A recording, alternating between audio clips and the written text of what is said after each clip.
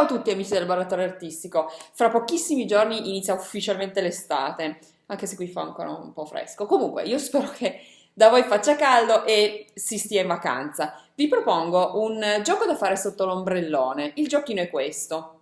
Un bambino propone, o anche un adulto, propone una parola, per esempio Carla, e bisogna disegnare con carta e matita un soggetto, una vignetta semplice ma ben riconoscibile per ogni lettera. Per esempio, partendo dalla C, quindi dalla forma della C, inventare una vignetta, poi la A, la R e così via.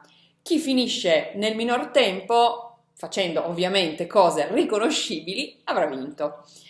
Ma mi viene in mente una super sfida.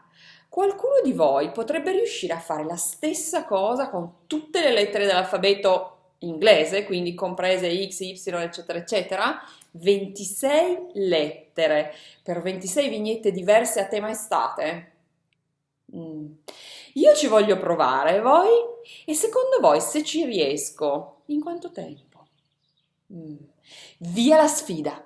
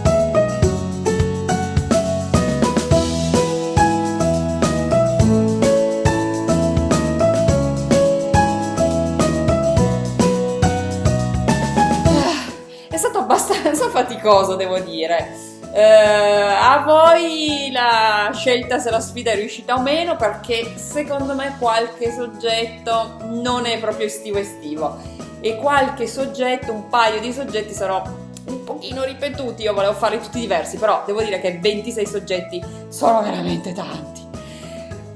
Qualcuno di voi ci ha provato? Ci siete riusciti? In quanto tempo? Volete sapere il mio tempo? Bene, siccome ho fatto la ripresa di tutto, il tempo complessivo è 43 minuti e 26 secondi. Quindi, faticoso, ma dai, io direi riuscita, giusto? Bene, alla prossima. Ciao a tutti, buone vacanze!